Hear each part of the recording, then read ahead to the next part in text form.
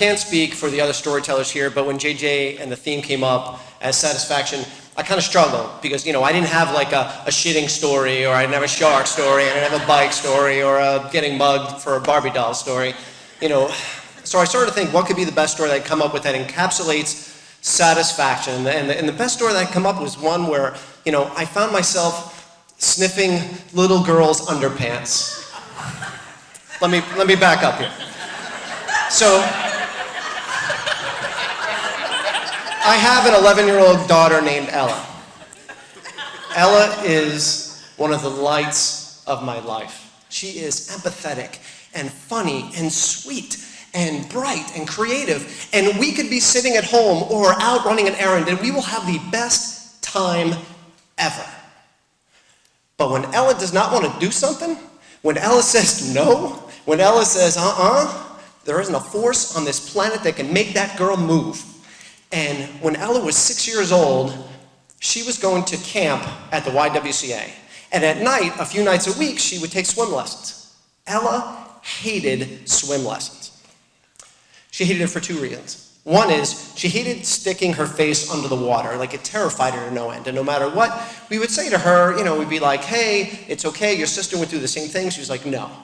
The other thing she hated was, without hesitation, every time some little boy in her class would splash her in the face with water. And it just would terrify her, and she was upset.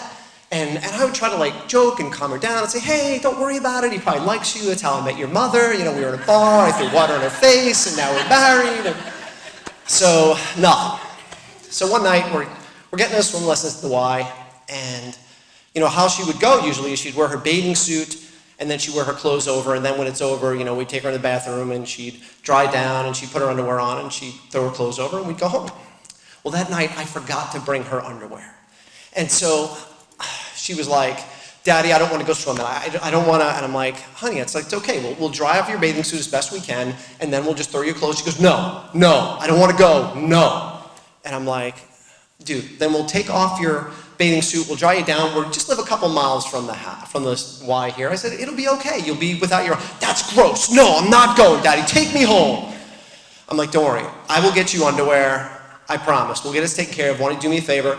I was thinking, I can't call my wife to come bring some because her and my oldest daughter were out doing something else, and we lived a couple miles from there, but I thought, it's a small class, it's short and half an hour, and I was afraid that by the time I got everything, it'd be over, and she was 5, and I didn't want to just leave a 5-year-old by herself after class. And so I was like, I'll figure it out. So I go up on the balcony and I'm stressing out over this thing. And I look down and the teacher's, she's starting the class and she takes Ella in first and she's doing the underwater thing where she kind of pulls him underneath and blow bubbles. And Ella was it was like a freaking giraffe. She's sticking her neck up and she's refusing to stick her head in the water. It's just I've never seen arch like that. She's never stuck her face in the water.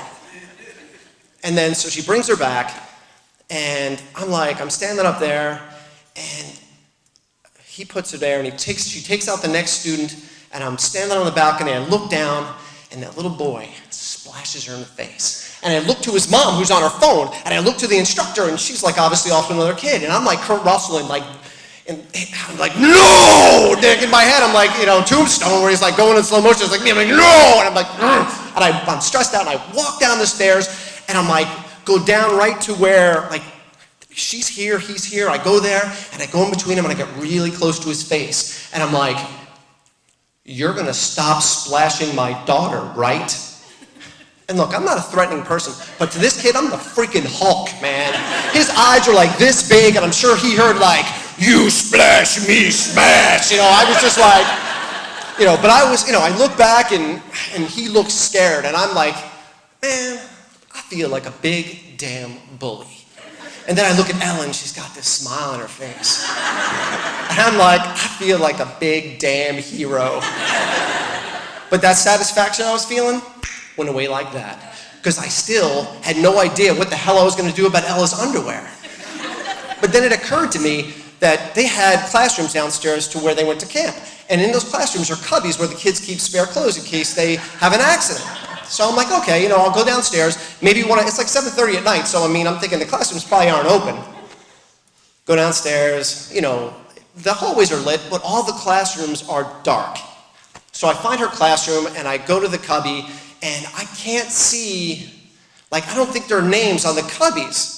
So I'm like, but I've taken her there before, I've taken her plenty of times, and I'm thinking, okay, I know where her underwear are. So I go in there and I grab the underwear, and as I'm grabbing the underwear, I notice a scent. And I'm like, this is wrong because my wife Melissa has skin allergies, and if she watches all her stuff in fragrance-free detergent, so there shouldn't be a scent there. Here's my thought. Someone walks in this classroom at 7:30 at night and a 40-year-old man is sticking his nose up to a pair of little girls' underwear. There isn't a damn story in this world that I can tell it's going to make logical sense and not have me in handcuffs. Now, I want to stand here and I want to tell you that something happened, guy walks in, it was funny, and I got arrested and all that funny crap. I smelled the underwear. There was a scent. I saw a name on her cubby. I pulled out a Little Mermaid underwear and I went upstairs. Now, what I want to tell you is I would love to tell you that I went upstairs and the teacher told me that she was under the water and had a great time. That didn't happen. Now, 2 weeks later that happened and she was doing great.